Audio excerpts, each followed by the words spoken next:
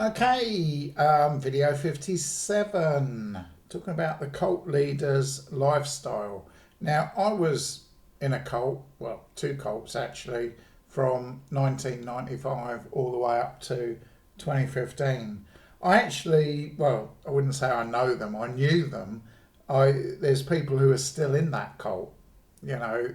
The guy who invited me originally left. He got married in the cult, had kids in the cult, got divorced, and he's actually doing all right. But there was another guy who invited me to the cult, the second cult. Um, he's unemployed. He's got mental health issues. He's still in the cult. You know. Now, what I want to talk about in this video is life inside the cult.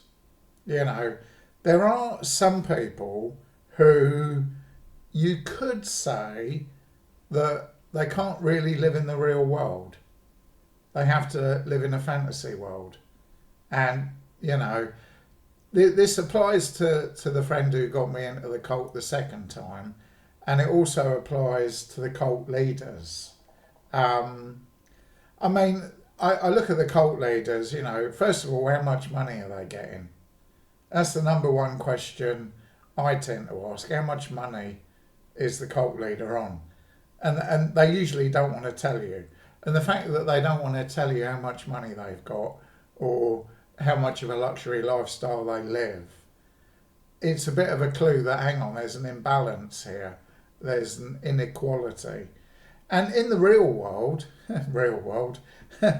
there's a massive imbalance as well. So you see the imbalance in cults, in multi-level marketing, but you also see it in the quote, quote, real world.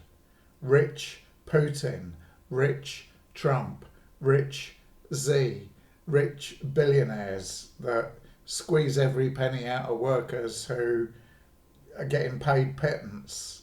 This inequality, injustice, isn't just something you see in cults.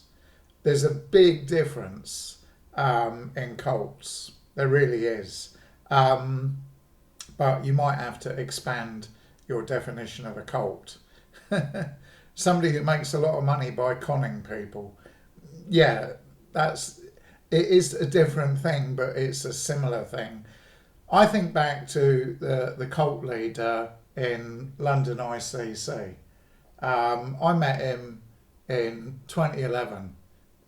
Big black bloke, full of charm, full of charisma, full of confidence, very extroverted, very salesman-like. Most people who meet him will think, "Oh, what a charming chap," you know. And he's very careful in the way he speaks. He always tries probes into how he can use people or get money out of people to manipulate them to join the cult. You know, um, but the cult leader's lifestyle is a lifestyle of luxury. I was in the ICOC before the ICC, and I remember leaders used to come over from mostly America to conferences in the UK, and they would earn more speaking, delivering a couple of sermons than most people would earn in 2 or 3 months of hard work. Massive level of inequality. But you also see that in the real world.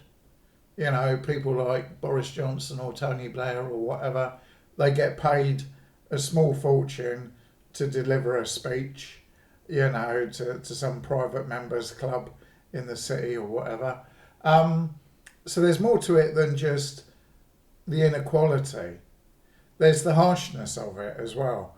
But these leaders in cults, they seem to have such an easy life.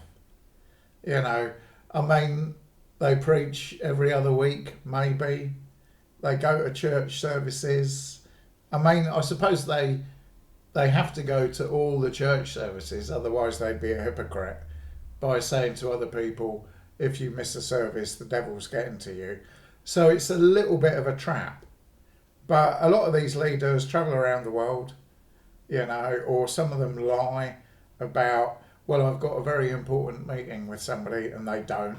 They just want to put their feet up and do nothing. The cult leader lifestyle, but they fly around the world, they live in luxury, members look after their kids, members give them lifts, members buy them food, members buy them, they get treated like celebrities, which does produce a lot of narcissism and a lot of entitlement. But they've got their methods. This is the thing, they've got their indoctrination process that I've spoken about. They've got their con. And their con in a cult is the cult is the only way to God, or the cult is the only way to be super successful, or the cult is the only way, right? It's the salesman, basically. The salesman telling you half-truths that only work for other salesmen, not the regular members. Is it easy to get envious of these people who use an unethical, scammy way of making money, or is it just the way it is? I was raised a Catholic. Maybe it's an advantage, maybe it's a disadvantage, but I look at cults and I look at con artists like Trump or Putin or whatever, and I think they're absolutely disgusting. The way they con people, the way they go to war and they kill people, and they get away with it. But I think we live in a day and age where people don't find what Putin does is disgusting. I think because more and more people are narcissistic or sociopathic, they don't care that cult members are being abused in any number of ways, or Putin does an illegal war, or Trump blows up a school. They don't give a shit because there's just too many things. There's too many bad things going on, so you can actually become completely desensitized, and you can consider that phrase the new normal. All the bad things going on in this world is just normal. So let me just hide in my little cave and live my little life and not give a shit about anything else. Sadly, I see that's the way the world is going.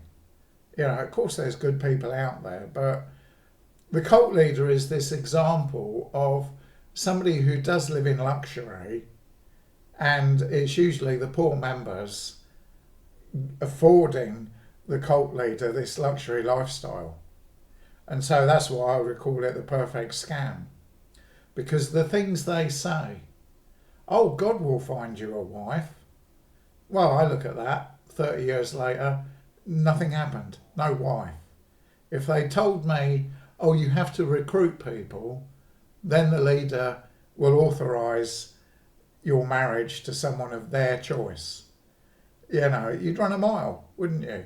But it is the perfect scam because they're very good at deceiving people. They're very good at the sales pitch. They're very good at their twisted logic. Oh, you believe in God? Yes. Do you do what God says? Oh, I don't know. Well, I better tell you what God says. And then it's what they say. The perfect scam. They can't even prove the existence of God. The thing is, when you ask the religious salesman tough questions, they just move on. Okay, well, prove God exists. And where did God come from? Oh, you're one of those people who ask questions. Oh, let me move on to somebody else. Because there's plenty of fish in the sea. There's plenty of people to con.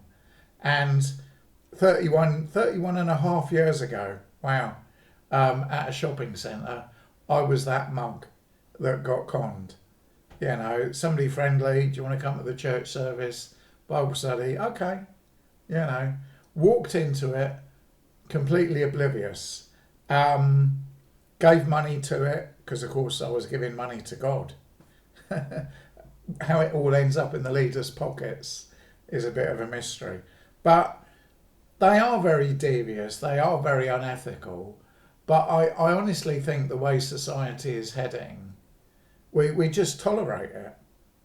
We just normalise it. We just Oh, well, somebody used these brainwashing techniques on somebody. Oh, well, it happens. But when it happens to your friend or your family member, then suddenly it's important. You know, it's like a little baby. The most important thing for the baby, I want food, I want drink, nothing else matters. You know. Um, and the cult leader is like a spoilt brat. You know, a kid that hasn't grown up, that thinks it's entitled to everybody else, slaving away to make it richer. You know, and that is what it is.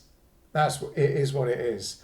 And the fact that most members quit shows that it doesn't work for most people. Most people, they're not very good at selling or recruiting. You know, the people who are, ironically, end up trapped in cults. There you go. If you want to get rid of all the salesmen, they all end up in cults. Multi-level marketing, or religious or political. And then they run out of people to sell to.